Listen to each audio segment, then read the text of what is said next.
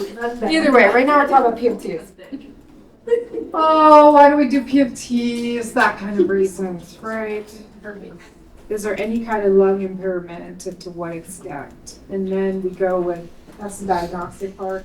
I've got this dry, hacky cough. My wife can't stand to listen to me. She's making me come in for testing.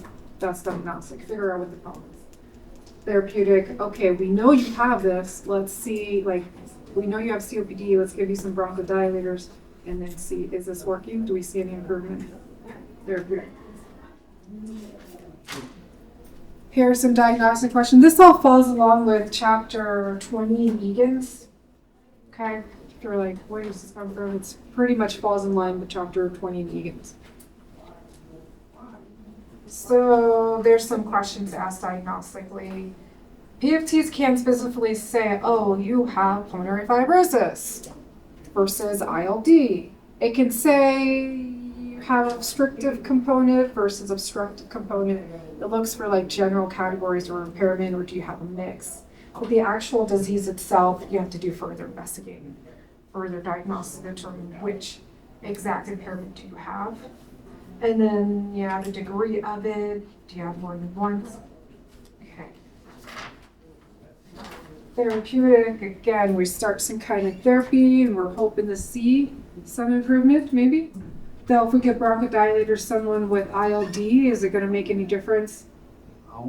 No, because it works on obstructive lung diseases, not restrictive. Okay. Remember, bronchodilators work on the airways, which is a primary problem for obstructive lung diseases. Restrictive patients in a problem more at the alveolar level. And then looking for reversibility, and they will use it to help justify rehab, pulmonary rehab for like your COPD patients. I want you to know the primary problem with each disease or category. So obstructive, their main problem is going to be increased air resistance, bronchoconstriction, secretions, and inflammation.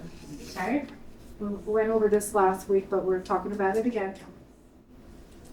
So the things we look at more when we're looking at PFTs are their flow rates. Okay, how much air can they get out? How quickly can they do it? For restricted diseases, their main problem is decreased lung compliance. Stiff, non-compliant lungs, they'll want to open up. Okay, so looking at their lung capacity is very useful for looking at restricted processes. So know the primary problem with each. Contraindications, some of these should be common sense. One that we used to pay attention to at National Jewish is if you have recent cataract removal, you're making them blow, increase ocular pressure, it can create problems with their eye. Some of these should be acute. Acute processes make sense. You're not going to do anything if they're having any kind of acute problem going on. Inability to follow instructions, kind of relative. Sometimes you just kind of work with the patient, see what you can get. But you're not going to not do it just because. Infection control, things you might use doing PFTs. They say filters are controversial, I think, as far as do they make that big of a difference or are they really that necessary? But we always use them. Why not, right? Why take a chance? Different devices that you might use for PFT measurement, I'm going to make you accountable for them. They work differently. If you have the engineering brain, there's a little blip in cells between pages 141 and 142 that kind of gives a little brief explanation. I haven't seen any NRC questions specific to knowing, you're dealing with a water seal versus dry roller. So pneumotechnometers, that's probably going to be the more commonly used ones, I'd say, clinically. But here's a picture of a water seal spirometer versus a wedge or bellows dry roller seal. Okay, page 140 to 141 in cells. If you wanted to read a little little paragraph on each of them. They will ask about QC type questions, so I'm going to have a couple QC type questions on my test. So capacity, the range or limit of how much it can measure. Good to know when you're dealing with the really young or really old, like what's its capability, what can it measure, is it even worth doing this PFT on a 4-year-old? There's very little data or predictive numbers for those older than 90. Like how many 90-year-olds are doing PFTs out there? Not enough to really have like good statistical information on them. So that's why there's limits to what the PFTs can accurately measure. I do want you to take note of accuracy. The definition of accuracy. How well it measures a known reference value. You have to have something to compare it to. Be like, okay, these are numbers that we believe. How do you know that they're believable numbers? You have to have a reference to compare it to. Our reference for PFTs is going to be the 3-liter syringe. Everyone's seen that big old syringe. We know there's 3 liters in there. They do their calibration stuff. You put 3 liters in, you should get about 3 liters out when you're doing your QC. That's looking at the accuracy of the information or how well the device is working. So 3-liter syringe what we use as our known reference for accuracy. An error, nothing's 100%, so we're always willing to live with a little bit of error, and we'll go over what that is for the devices. It ends up being plus or minus 3%, but it comes up later. I'll make you write it later. Resolution, small detectable measurement. Again, this is good to know if they're really young, really old. Precision. You got these numbers once. Can you get them again? Can you reproduce and repeat it? This is important for accuracy when we're looking at PFT results. We always make a patient do at least 3 efforts because we want to see they did it once. Can they do it again? Do we believe these numbers? Because if you have like random numbers, like what are you going to believe, right? So we need reproducibility, or otherwise known as precision. Linearity, accuracy of the instrument over its range of measurable or capacity, and then output. Specific measurement made or computed by the instrument.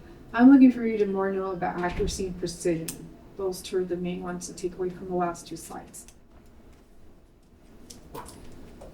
And then, just like with ABG machines, they're calibrated to the TPS, body temperature, ambient pressure, fully saturated with water vapor.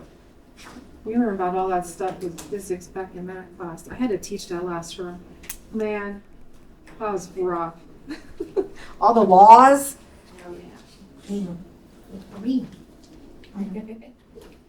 But I'm not going to torture you with that stuff.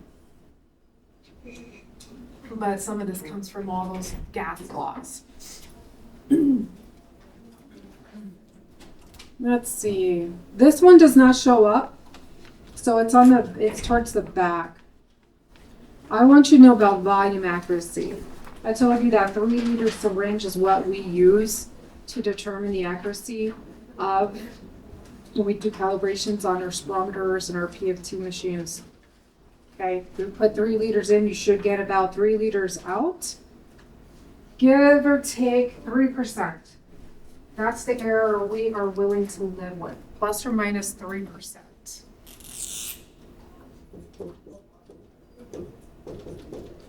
They say or 50 mils. If you were to do 3%, it actually ends up being 90 mils, so I don't know where to get the 50 from, whatever. So these are the numbers we're going to look for. If we're at least within these numbers, we say our spirometer is accurate, and we can go ahead and use it on a patient. Okay? That comes into play later when we look, well, the next slide. So volume and accuracy, we want it within that range. Otherwise, we'd have a problem. Know this for testing purposes.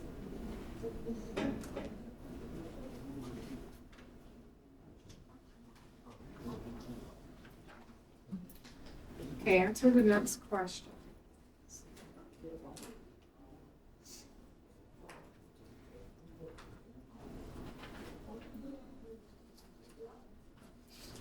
Or not. Okay, there it is.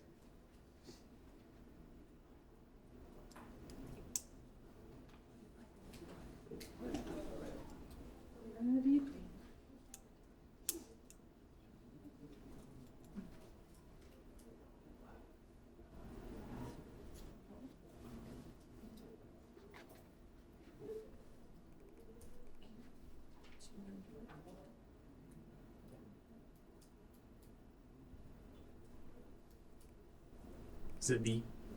It is B. So it's precise. We're getting reproducible numbers, same numbers over and over again, right? Very consistent. But are they the numbers we're looking for accuracy? No, they need to be within 2.91 to 3.09, not in those number range, right? So while it's very reproducible, they're not the right numbers. So it's precise, but there has to be an error because it's not accurate. There's probably see that? Does it make sense? Okay, something can be precise. You could get the same answer over and over again. Doesn't mean it's the right answer. Isn't that the definition of sanity? And the same thing over and over, expecting different results. Yeah. We're all a little sane. What does the Mad Hatter say? We're all a little mad here or something. Mad Hatter for Alice in Wonderland?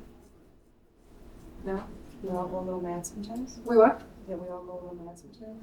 Well, That was the Mad Hatter. the Mad Hatter. I was like, he has a saying. We're all a little mad here or something. That was what he said. I have a little thing in my house. Oh, what does it say? We're all a little crazy. Oh, I gotta look at it. It's been a while since I looked at it. Something about, like, get over it. We're all a little crazy.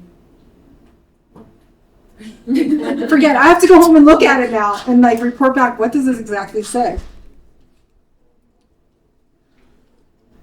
Don't drive me crazy. There's a saying that my boys do martial arts, and I do CrossFit while they're doing martial arts. And there's a sign, and the first time I saw it, I was like, I love it.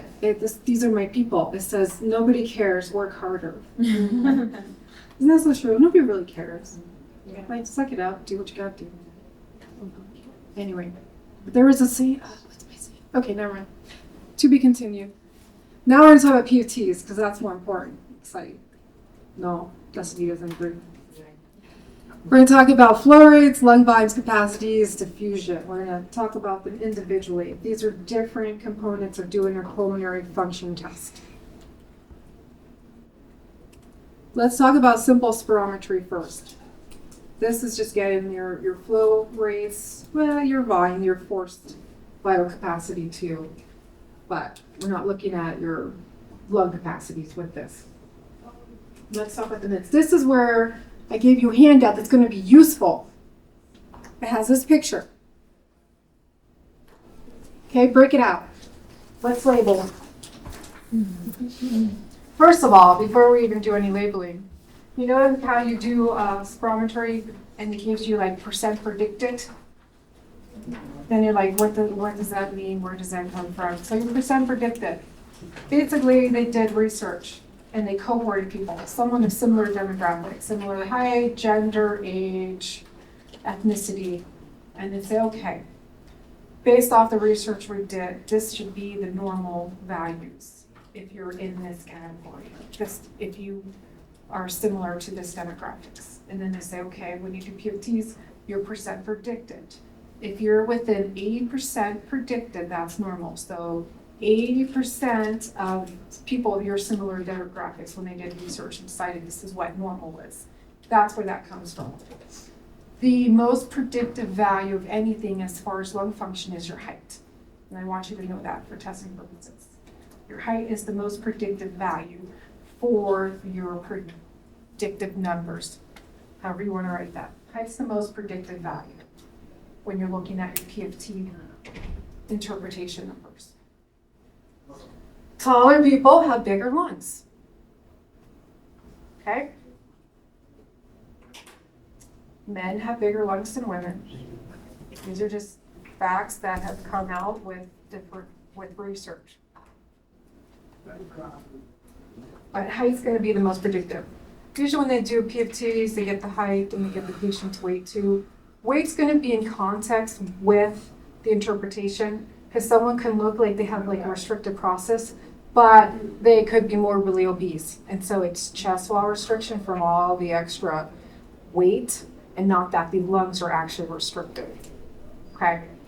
So it's taken in context with the rest of the information for interpretation. But height's the most predictive value that they go off of when they're doing interpretations. Okay? Now let's look at the different components of spirometry. This going along with the previous slide, so the FVC, your forced vital capacity. That's looking at the whole loop. How much air can you get in? How much can you get out maximally?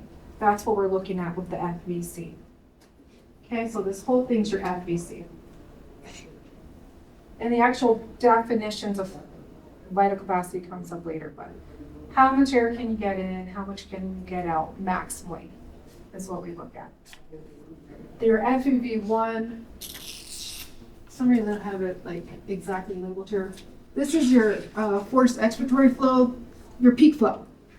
The top tipping point, that's your peak flow. That's the blast. How forceful can you blow out?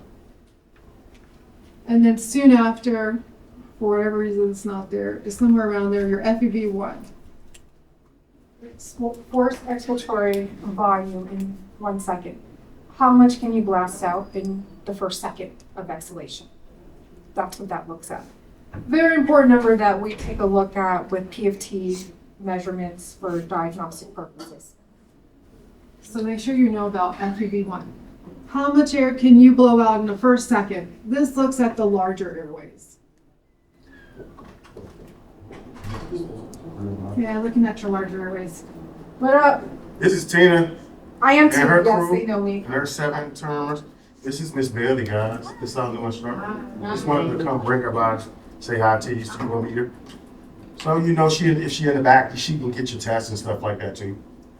Okay. She doesn't know what test yet, but she will.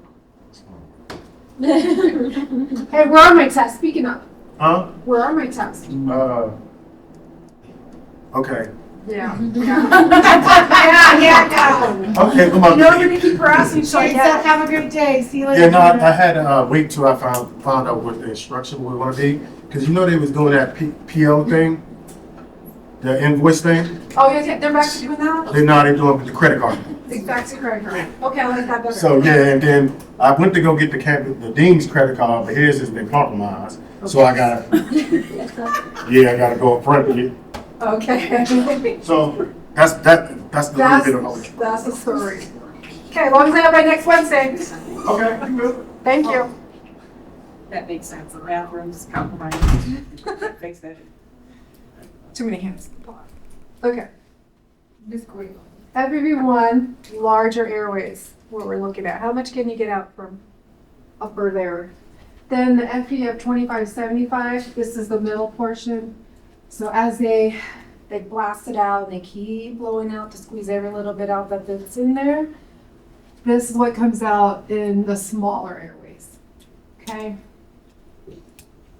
Mid to smaller. I'm just gonna put the smaller airways. This will be significant when we look at interpretation to see, like, does someone have small airways disease? Do they have the beginnings of COPD? What does that say by FEV1? Is it G airway? LG for large. Oh, sorry. Yeah, it's for the large. I'm sorry, gram. I read 1 gram. Oh, 1 gram. Okay, I'm just trying not to have it, right? Large. By all means, you have these questions, don't just go thinking it says 1 gram. Please ask me, okay? So, smaller airways in the beginning of your residual line. This will be significant when we look, like, where does this start? Where does their RV start?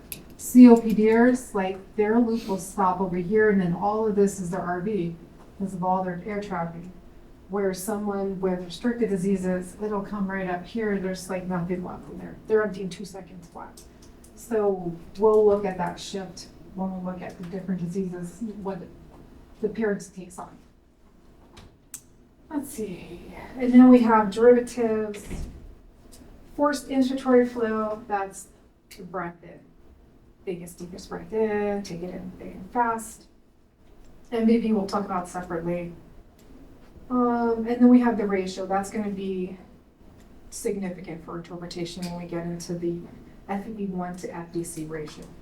How does their FEV1 compare to the FVC? Because when we look at the FVC, when we look at the FEV1, when we look at them, it's comparing it off of their predicted values. But when we look at the ratio, it's comparing their specific FEV1 to their specific FVC. Okay, not comparing to the predicted, but to what they actually did. So that's significant to determine do we have obstructive or restrictive disease when we get into that part. Right now, just kind of know the different parts and what they represent.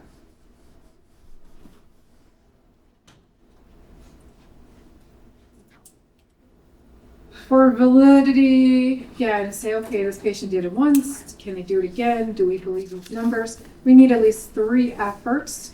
I want you to know that you need at least 3 acceptable efforts. What constitutes acceptable meets this criteria. I'm not making accountable for knowing the criteria itself. Just know that we need to have 3 acceptable efforts to even go ahead and interpret. Because if you only do 2 efforts, well, and they both look different, how do you know which one's right? You need a third one, like to check for outliers or something like random. Back extrapolation, this means hesitation. They do the big breath and they kind of stall before they blast it out. We want that less than 5%.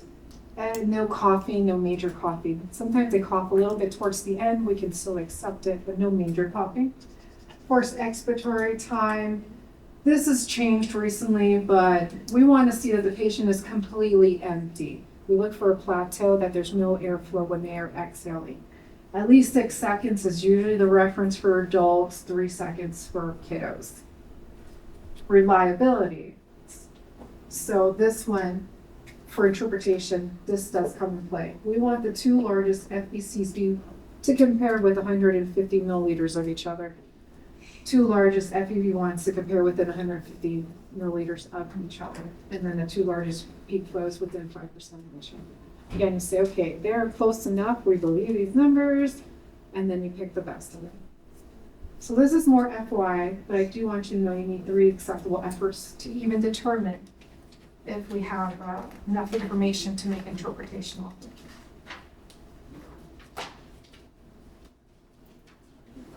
Usually when they do spirometry, they do it before and after bronchodilators. They'll have the patient, if they are on bronchodilators, hold them for a certain amount of time. Albuterol is usually 4 hours, Atrovent 4 to 6 hours, and so forth down the line. So, okay, let's get a baseline measurement when you don't have any of your inhalers on board and see what your numbers are. Okay. Then they'll give them a bronchodilator, albuterol is Xopenex, they'll wait about 10 minutes and then they repeat the spirometry. And then they're looking to see is there any improvement in their numbers and how much. Usually the FEV1 is the main number they look at to look for improvement. So we said that's the blast, like how much air can they get out in that first second? If they have very tight, constricted airways, they can't get a lot out. It slows them down, they trap air, right? That's how obstructive diseases work. But if we give them bronchodilator relaxed, those airways open, they should be able to move more air after the bronchodilator. Is everyone with me? Mm-hmm. Okay, and that equates to a higher FEV1 post-bronchodilator. Then we say, how much improvement? At least 12% is considered significant. If their FEV1 after bronchodilator is greater than or equal to 12% from where they started before on their baseline, they say, yes, okay, bronchodilators are going to help this person out. They have significant improvement. Okay, let's throw on some albuterol. But then we take it a step further and say, are they fully reversible or partially reversible? And this is what separates asthma from COPD out. Asthma used to be part of the COPD group, and then they took it out because of this reversibility factor. So someone, an asthmatic, when they're not having any symptoms, not having any problems with their asthma, they could have normal PFTs. We'll see a 12% increase in their FEV1, and their percent predicted will go back into normal range. So PFTs will look normal. Whereas emphysema, chronic bronchitis patients, they're never going to be fully reversible. They might have improvement. They might get significant relaxation of their smooth airway muscles and can move more air, at least 12%. But when we look at their percent predicted, they're never going to be back in normal range. they have irreversible lung damage. The damage that's done is done. It's not going to get better. So while bronchodilators might help them, give them their quick fix, it's not going to bring their PFTs back into normal range. Does that make sense? Okay. So do know the difference between fully and partially reversible. Reversibility, 12% increase, but what makes it full or partially reversible? For reversibility, their FEV1 goes above 80% of predicted, goes back to normal range. That would be asthma. Partially reversible, we have that significant improvement, but their numbers are never going back in normal range.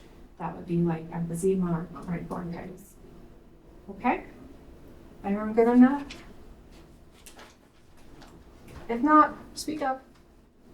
Or if you don't like to speak up in front of everybody, you can always pull me to the side, upgrade for anything that goes in general. This is more of an FYI slide.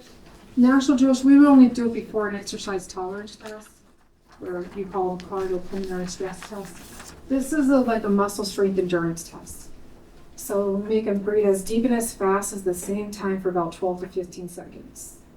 It'll make you a little lightheaded if you do it right. Okay. In normal lungs, restrictive lungs, it's about normal, like 75% or greater.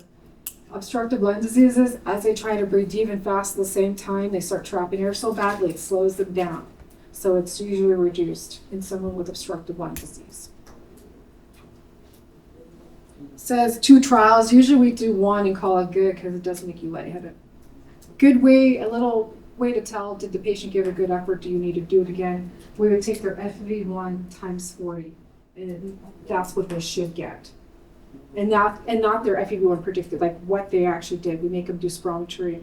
We take whatever their best FEV1 is and then we times by 40, and that's what they should be able to achieve when they do the MVV. Bronchial challenge, also called bronchoprovocation or inhalation challenge.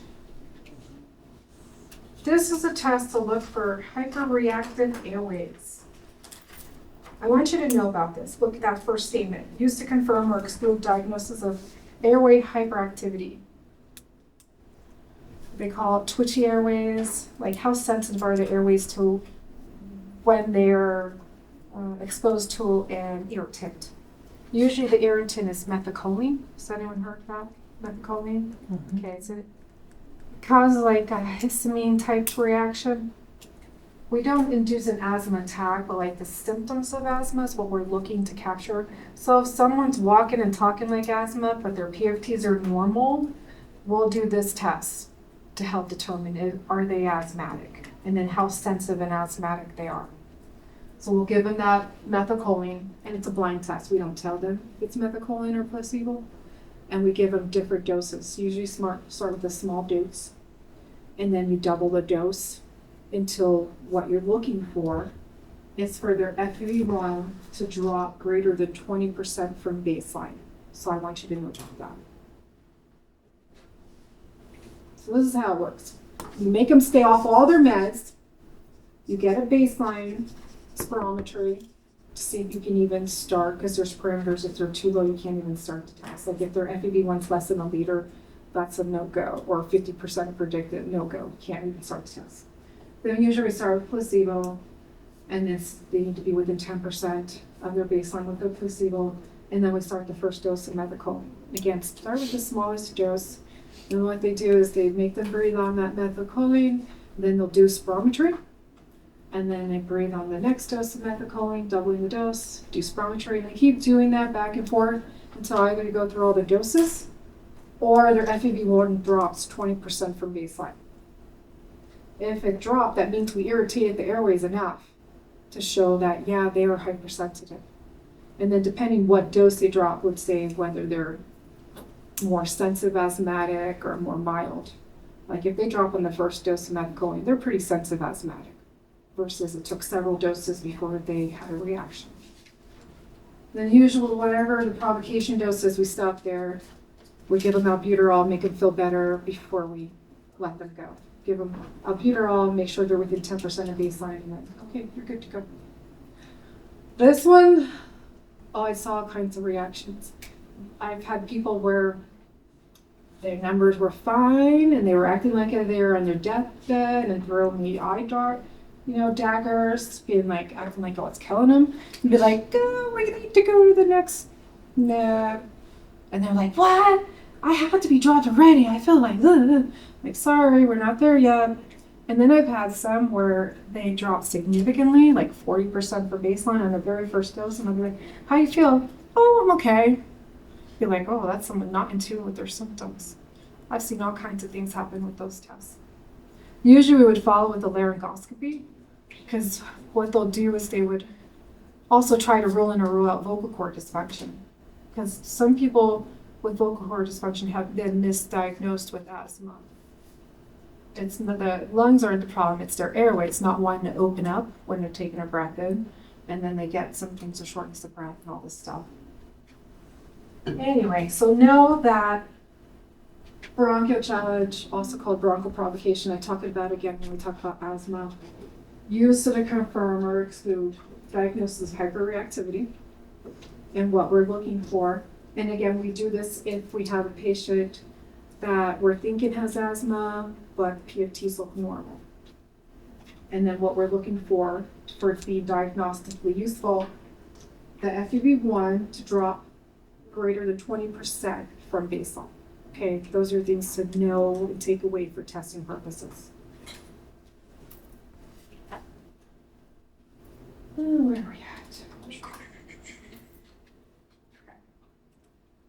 So that was spirometry. Now we're going to talk about volumes, capacities. For some of these numbers, we can't use spirometry to get them, and we'll talk about what tests we can use to get some of these numbers. But I want you to reacquaint yourself with the definitions of the volumes and capacities. Tidal volume is just normal breathing, right? Inspiratory reserve volume, how much air can you breathe in above a normal inhalation? Expiratory reserve, just the opposite. The RV, this is what's left over after maximal exhalation. We cannot get this number with simple spirometry, okay? We can't measure what's left over after maximal exhalation unless we do one of three things, which we'll talk about. So take note of that one. Then we have our capacities, 2 or more volumes together. Total and capacity is everything, right? All of it, including the RV. Inspiratory capacity is what we do when we do an IS. Max amount that can be inhaled after normal exhalation. I'll take note of FRC. That's the amount that's left over after normal exhalation. That's the combination of your ERV and your RV. And vital capacity we just talked about. Maximal amount of air you can inhale after maximal exhalation, or vice versa. Maximal you can exhale after maximal inhalation. Biggest, deepest breath you take in, blow it all the way out to your empty. That's what the vital capacity is looking at. Then you get this. I gave you this picture in your handout somewhere with the same one with the spirometry. That is coming, it should be in this packet. Make sure. I used to not give this one, and then people are like, oh, that one's useful. Can you print that one out?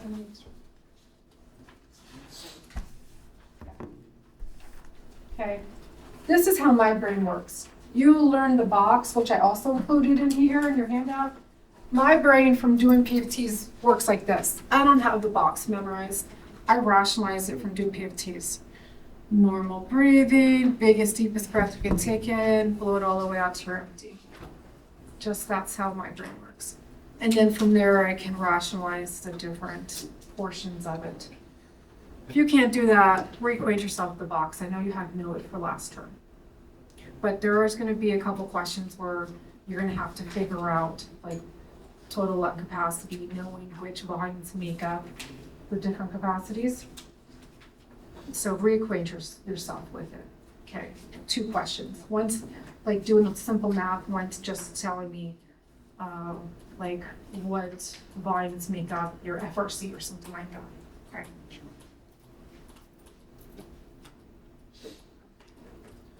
So So again, things we can directly measure with spirometry, all this stuff on this side. This we cannot directly measure. And I want you to know about this. We can't excel the RV. It's what's left over. So if we can't X it out, how are we gonna measure it?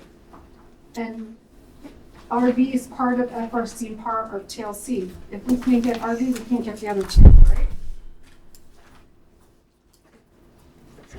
So we have different ways to figure out how to get that FRC and get an idea of RV. I want you to know 3 methods right here. So these are the 3 methods we can use to figure out your FRC, to figure out your RV and your TLC. Helium dilution, nitrogen washout, body effectiveness tomography. Say that 3 times fast. We usually just say body box. Literally, it's like a big old box if you've never seen it before. Actually, we have one in the lab. An older version, but there's one in the lab.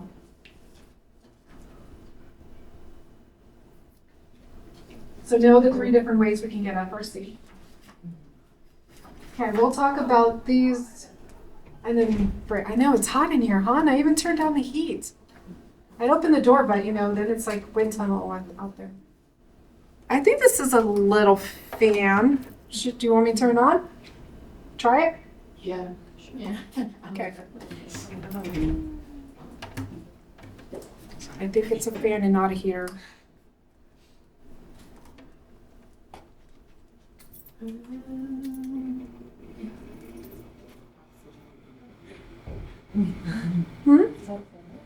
Yeah. That's a big one. Up there, You'd want that up there? like if we want to Yeah, because this is kind of small pathetic, huh? This is like a personal one. You want that big thing up here? Or you can turn it on there. We're going to blow into it. It's very intensely? Yes. Okay. I'll be a model. Okay. Okay. We'll stop. You can have it blow towards the wall and like have it circulate the air that way. You want it on you? You sure?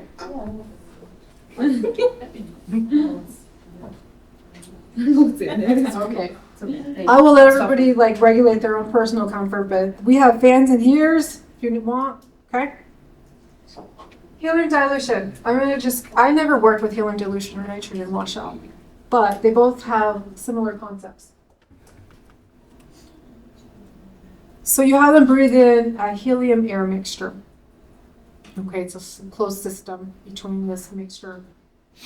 And what you're basically waiting to happen is equilibrium to occur within your lungs and that gas mixture. Okay, goes back and forth. They just keep breathing in until we have an equilibrium. I get to talk too much, I get tongue-tied. I have Sjogren's, so my mouth gets dried out easily. I get tongue-tied. So, yes, so I'm waiting for an equilibrium to occur. With the average patient, normal lungs, restrictive lungs, it takes about 2 to 5 minutes for this to occur. Someone with obstructive lung disease, it can take up to 20 minutes, and I want you to know about this. If it's taking a really long time for equilibrium to occur, you most likely have a patient with obstructive lung disease. Here's the reason why. I'll let you write that down. So if it's taking like up to 20 minutes for equilibrium to occur, then you most likely have someone with obstructive lung disease.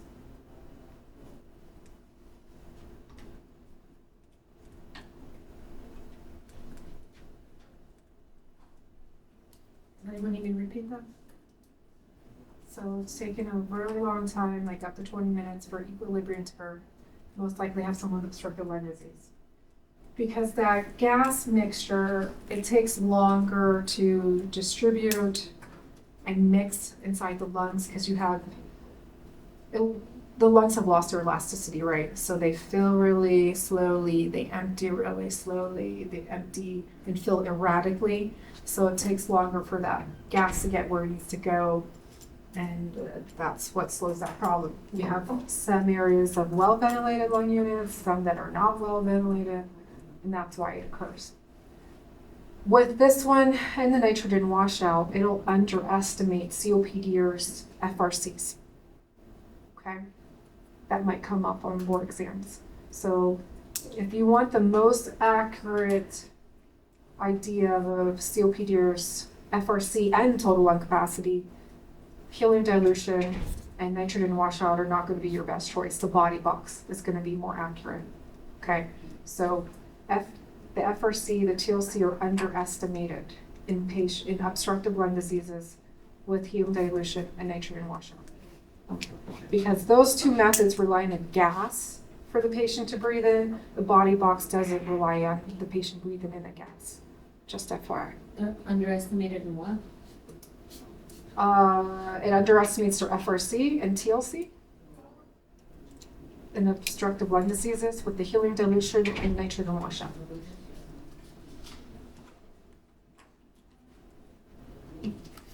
And the nitrogen washout's the same concept as the helium dilution, other than they're breathing in 100% oxygen.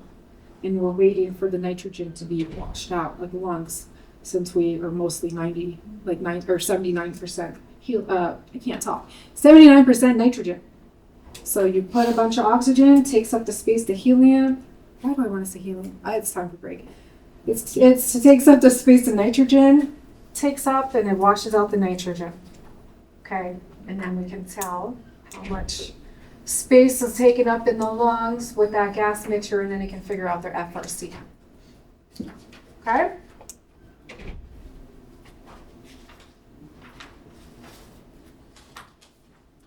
Let's quickly talk about body box and go to break.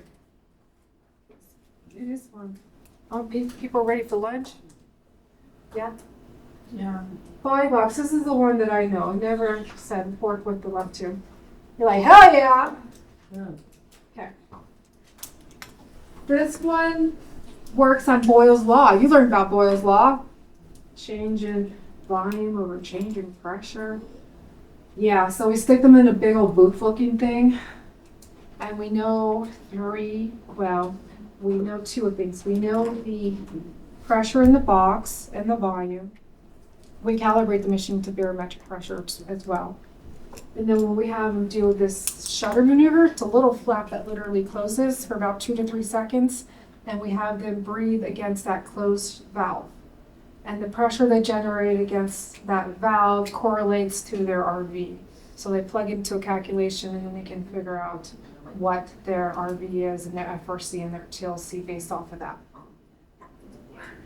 So we get different things from doing this. First, we have them breathe fast.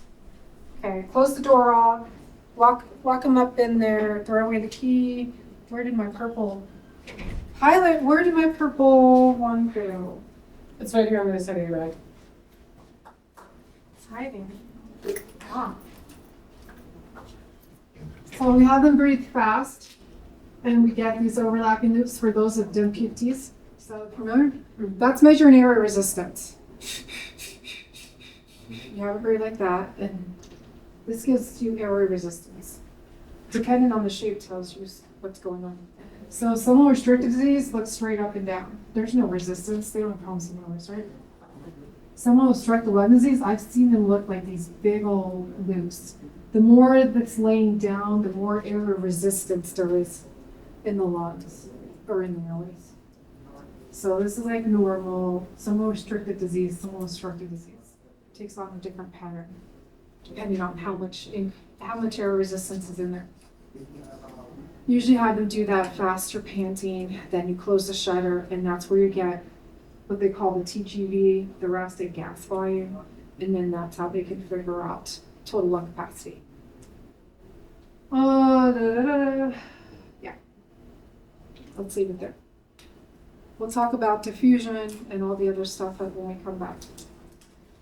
I can see people are fading on me. I can geek out on this stuff. Usually I like to finish the fusion before breaking up the interpretation. This will be our lunch break. All right. Oh, I'm fading. I'm tired. Let's do this. Me too. Let's go home. About diffusion. Why are you showing? I don't want your answer. We're almost done. We'll be done by 1 if we hustle. Where's that side of the room at? I don't know. She already I asked. said 2:15. See, I'm already 12:15. So 12:15. Let's do this. Oh, they're there.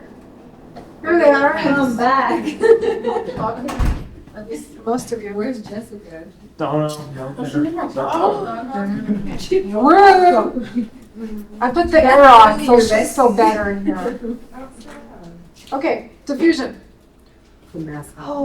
Diffusion, how well oxygen gets from the lungs into the bloodstream is what we're looking at with diffusion. Know the first statement. Measures the ability of the lung to transfer gases. There's a specific blend of gases we use. Gases across the AC membrane. So how well the process is happening. Carbon monoxide is the main gas that we look at. There's a mixture, and it can be slight variations, but helium or methane, carbon monoxide, oxygen, nitrogen are the gases that are used, and that's FYI. But carbon monoxide is what we look at the most because it has such a great attraction to the hemoglobin. You're learning like 200 times more than oxygen. That's why it's a good gas to use. So we know the precise gas mixture that we're putting into the lungs. And what we look at, okay, let me just tell you the procedure. Sorry, let me back up. So they do normal breathing. You have them exhale. And then you have them take the biggest, deepest breath they can take in. As they're doing that, you give them a single breath of that gas mixture. So they take the biggest, deepest breath they can take in, and then they hold their breath for about 8 seconds. And what you're doing is waiting for that gas mixture to make it from the lungs into the bloodstream. And then you have an exhale, and you measure how much came out. How much comes out means less that made it into the lungs, and then you can tell how well that process is happening. Okay? So measures how much comes out compared to how much you put in. The more it gets into the bloodstream, better diffusion. The less gets into the bloodstream, the worse diffusion. Again, carbon monoxide being the biggest one because it binds so quickly. Just that she's on a phone call, she'll be here soon. Okay, she did tell me that there was a chance of that. So with that being said, that we're looking at carbon monoxide, that gas mixture also has oxygen in it. So before the test, to make sure for accuracy, we don't want the patient wearing oxygen. Like if they're on supplemental oxygen, we try to get them to not wear it for 10 minutes before the test. They also can't have recently smoked before the test because it skews the carbon monoxide percentage. And they can't be hanging out at Colfax all day by the bus stop because environmental carbon monoxide exposure is going to skew the results too. Okay, so know that for testing purposes. No reason, not wearing your oxygen right before the test, not being exposed to carbon monoxide, whether that's environmental or through cigarettes. Know that, because it's going to skew the results. However you want to word that. So no recent smoking, no recent exposure to environmental CO, and no wearing O2 for at least 10 minutes before the test, for accuracy's sake. And then knowing that first statement, what is it that we're looking at with diffusion? Okay? I'm not testing you on this stuff. You never know what comes up. Things that are going to skew your diffusion results, decrease it. Anemia, because remember, oxygen has to bind to the hemoglobin. You don't have enough hemoglobin for binding. Decreases diffusion, or if you have an abnormal hemoglobin present, you have an obstruction, or you have pulmonary disease. You can have a low diffusion. What I've noticed clinically, if someone has a low diffusion, it usually equates to them needing supplemental oxygen, whether it's at rest or with exertion. They tend to need oxygen. Things that are going to increase it along the opposite spectrum, too much hemoglobin, exercise. I think these have to do with blood flow. And then again, you don't have enough velar hemorrhage. I usually do this before we go on break, but we went to break a little early. So as a group, look at it and tell me what you think is the problem. So after this, we'll talk about interpretation.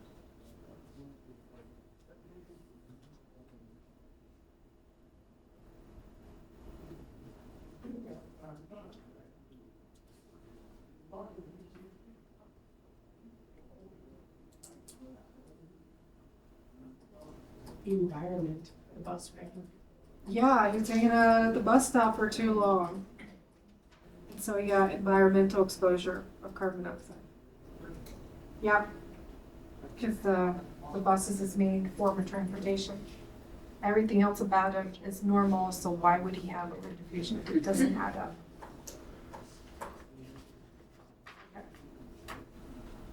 Now let's get into interpretation. This is your box in Altiplora. I gave that to you. This is just doing a comparison. Restricted diseases have lower lung volume capacities. Because their lungs don't want to expand, can't get as much in, so there's not as much to get out compared to normal. Obstructive lung diseases, it's hard for them to get the air out because of all that resistance through the airways, so they air trap, so then everything's kind of hyperinflated. Okay?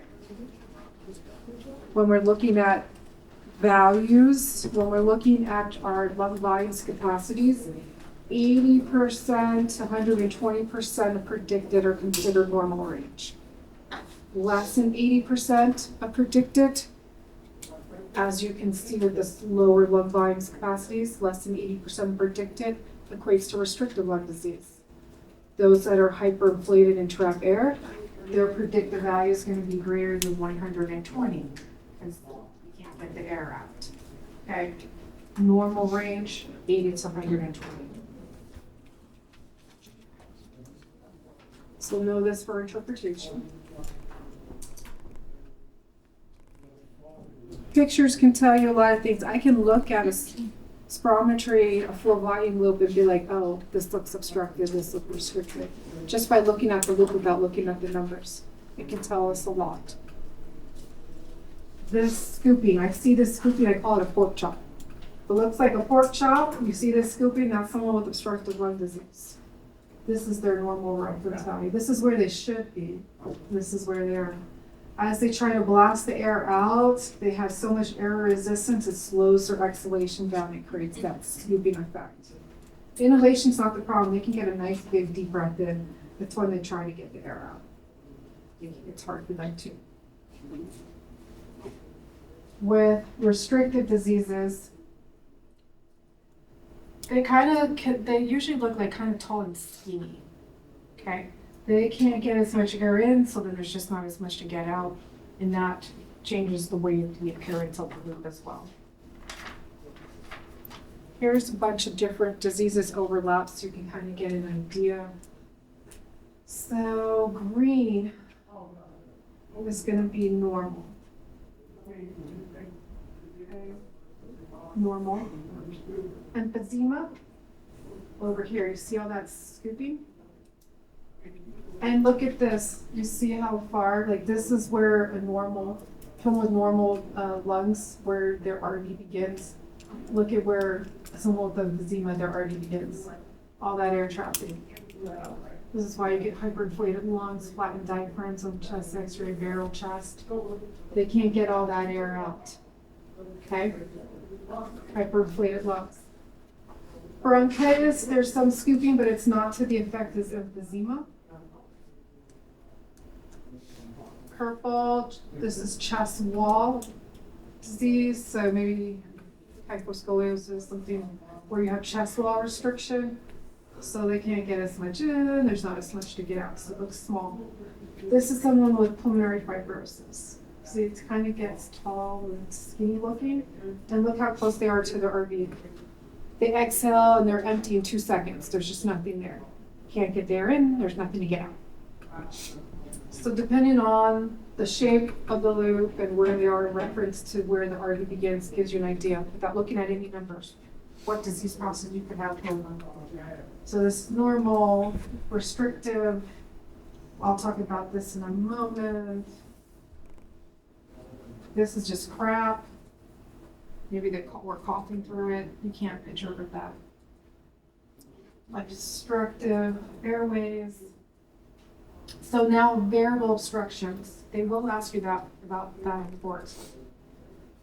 So if you just see like a flat line on one side, that's a variable obstruction. So when this person took a breath, a big deep breath in, there was some kind of like tracheomalacia or vocal cord dysfunction where they couldn't get a good deep breath in, but when they exhale, perfectly fine. Where this one, if it's kind of flat on both sides, this is a fixed obstruction, usually fixed upper rear obstruction. This would be like a laryngeal tumor or tracheal stenosis, where that obstruction, that restriction, whatever you want to call it, it's always there on inhalation and exhalation. So then it kind of looks like a hamburger. It's just kind of squashed on both sides. Another one that comes up, I think, on your final exam, I think it's your final exam. This one, where you see this, and it just kind of cuts off. This is the patient that did not take a full enough, big enough breath in. Okay, you want to take a more full, deeper breath in. This one comes up, I'm pretty sure, in your final exam. So an incomplete inspiratory loop is what this one is. Okay? So sometimes they'll just give you a full volume loop, and like the picture itself will tell you what you need to know. Someone told me they got one of these, I can't remember which one. And then they're like, what could cause this? Tracheomalacia, I think, was one of the options for this one. Tracheal stenosis would be like an option for this one, or a tumor, an upper airway tumor.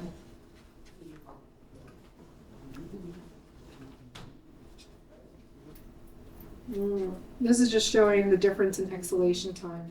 COPD eaters can exhale for 20 seconds, not be empty because they drop so much air, versus restricted people, they're empty for like 2 seconds.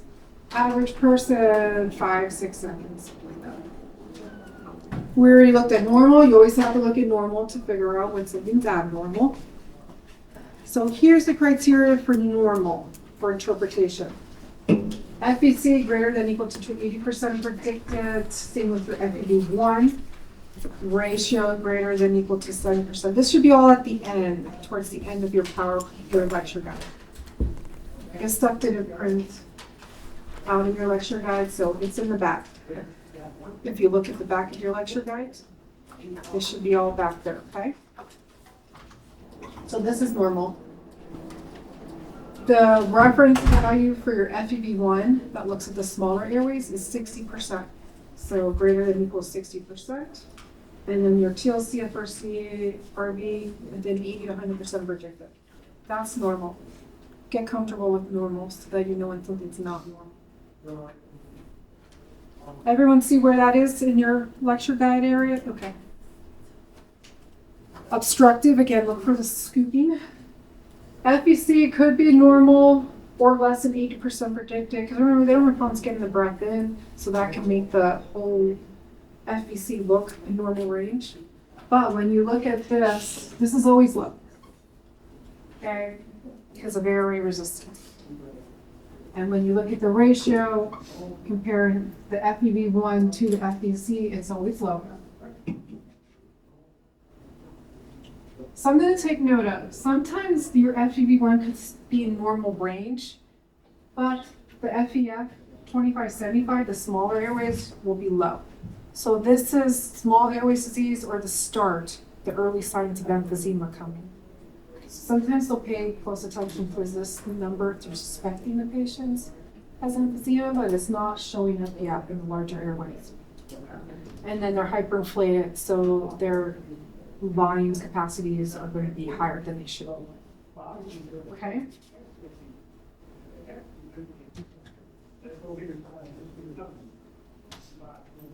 Restrictive disease. Oh, wait, sorry. And then they label severity of obstruction. This comes in play for full interpretation. It's always based off of the FEV1. And we'll practice this. They tend to like moderately severe a lot. This comes up more in the Clin Sims than the TMC, but they'll have you do a full interpretation. And it's always based off of their baseline FEV1, pre-bronchodilator. So get to know these numbers. I am going to test you on them. Know those numbers. If you look, we're generally about 10% until you get here, then they get a little different. But remember, about 10% decrease roughly for each category, that gets you in the ballpark. Restricted diseases, FBC, this is always gonna be low. FEV1 could be normal or it could be less than 80. They don't have flow problems. They have volume problems.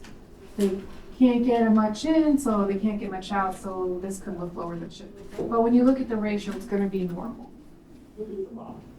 And then their volumes capacity is gonna be low. So usually they have low volumes or capacities and normal flows. Where emphysema patients, they have low flows and then they have high volumes and capacities. Does that make sense? You said restricted and normal volumes, low volume, normal flow. For restricted. And then the opposite, basically, for your obstructive, they have low flows and then higher volumes or capacities.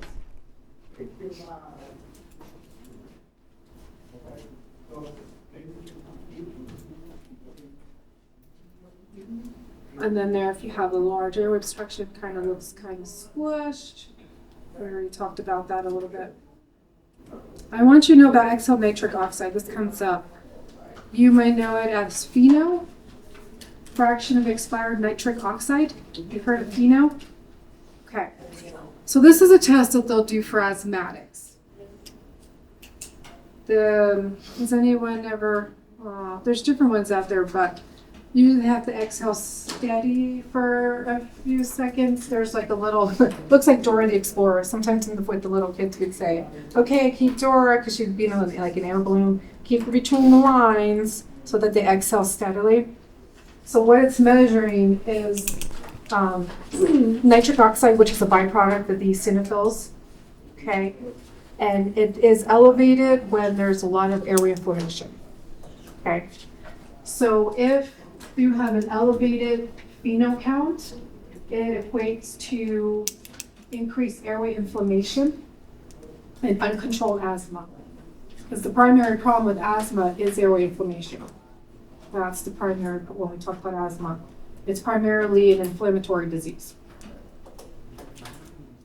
So again, if you have high FeNO count equated with increased airway inflammation and uncontrolled asthma, and I want you to know that for testing purposes.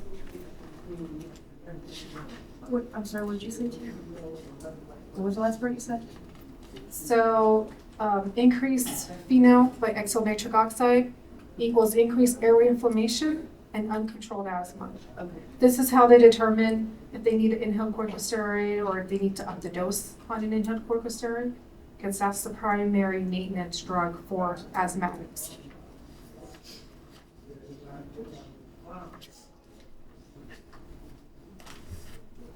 Questions? We're going to practice some interpretation. I have 2 interpretation questions on the test, but they do come up on the practice tests on the board exams. The Egan's test bank only had 2 to work with, so. All right, this is how I go about looking at. I'll show you how I go about. I look at the FBC percent predicted and I say, is it high, low, normal? This is normal, right? Greater than 80% normal. Remember your reference for these 2? I'll write them here until you get comfortable with it. So for these to consider normal, a predicted, this is predicted value, okay?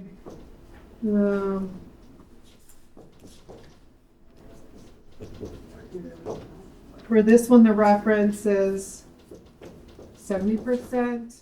And I'm going to kind of group these together. Normals between 80 and 120%. Diffusion's also 8%. Okay? And we're looking at what's normal. That's what we're looking at for normal. So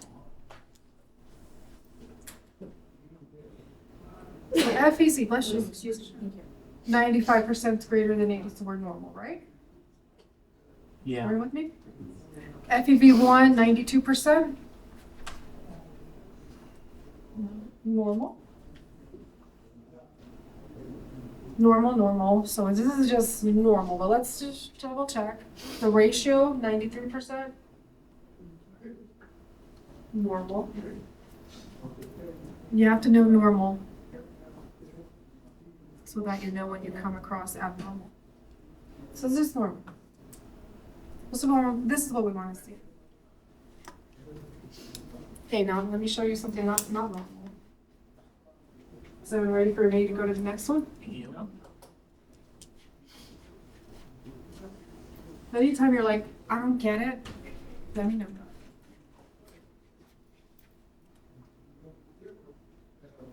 FBC of 60%. That's low. Okay, FEV1 is 70%. That's low. We don't know if it's obstructive or restrictive yet because it could be low in either one. You have to look at the ratio. And I gave you, do you mind, Jen? No. I gave you this in the back. This was like a little cheat sheet that I created a long time ago for interpretation. This is when they're both low. When they're both low, you need to look at the ratio to determine is it obstructive or restrictive. Because if they're both low, it could be either one, so you look at the ratio. If the ratio is greater than 70% as it is, that means restriction. If it is less than 70%, that means obstruction. Okay? So far this is looking restrictive, right? Then we're going to confirm that it's just restriction or if we have a mixed component by looking at our volumes and capacities. TLC 55% predicted? Low. Low. This is also low. So this says this we have a restrictive process going on. ILD, pulmonary fibrosis, something of that nature. And then diffusion, this is pretty low too, right? This person probably needs oxygen when they're walking, is what that tells me. So low, normal, restriction. And then these are low, it's just restriction. Remember, this is looking low because this is low. You don't have as much to get in, so you don't have as much to get out. But when you compare apples to apples, you look at the ratio, they match up. Where with obstructive lung disease, there's going to be a disconnect. Normal inhalation, but really severely limited exhalation. So that creates a lower ratio when we look at obstructive diseases.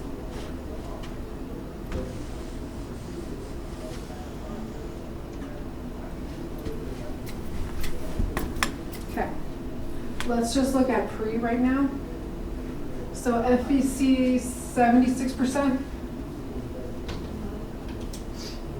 Low, high, normal, what? Low. That's low. FEV1?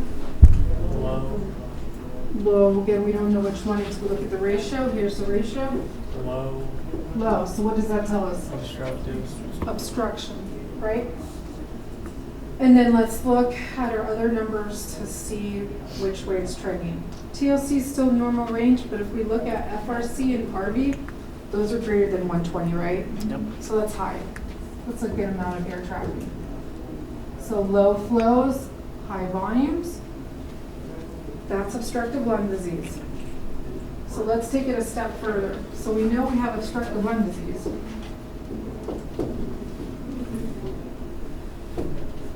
Let's look to what severity. To determine severity, we look at this number.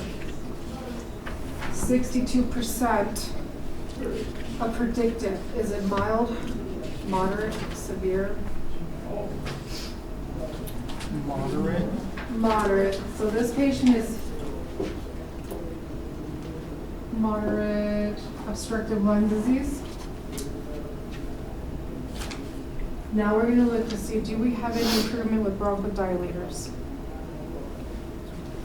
So post-bronchodilator, hone in on the FEV1.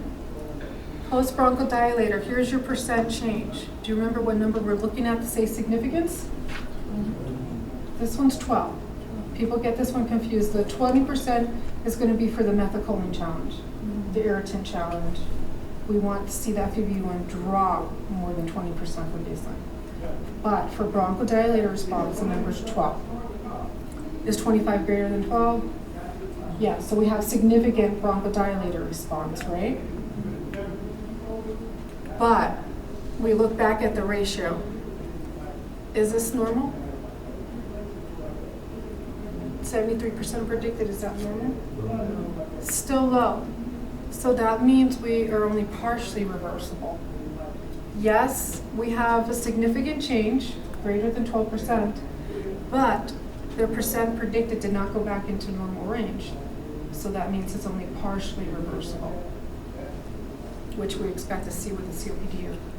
So for full interpretation, we would put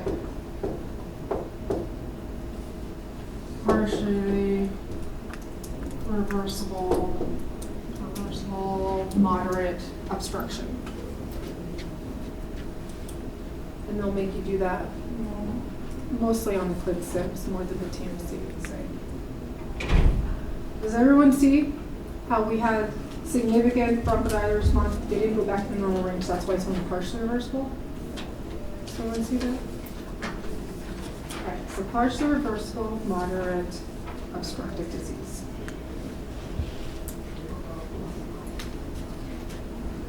So we'll throw them on some bronchodilators, but we know they're not, we're not curing them.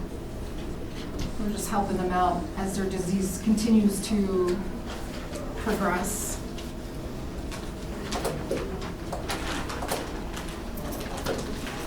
Okay, one more. So, FVC, low, FEV1, ratio. So we know we're dealing with obstructive lung disease, right? You could have just gone and look here first if you wanted to see that was low, and then you could be like, oh, it must be some obstructive lung disease. But if you want to go through the process, make sure you're not missing anything, you can take them one at a time. And then after looking at flows, I always look at the volumes capacities. The TLC, high, and so are these, right? And this is low. So obstructive lung disease, we already know that. Now severity. What number am I going to look at for severity of obstruction? FEV1. FEV1 pre-bronchodilator, right? When they're at their baseline. This percent predicted, 50%. Where does that fall? Mild, moderate, moderately severe. So moderate severe. Moderately severe. So they're moderately severe. And now let's look for any bronchodilator response. Percent change, is that significant or not? No. No, not significant. This is the oh crap patient, bronchodilators don't work at them the way we would hope. They'll still throw them on bronchodilators, but it doesn't have the wow factor that it does with some patients. So they'll get some relief, but not to the extent we would like. So we would consider that, no significant improvement with bronchodilators.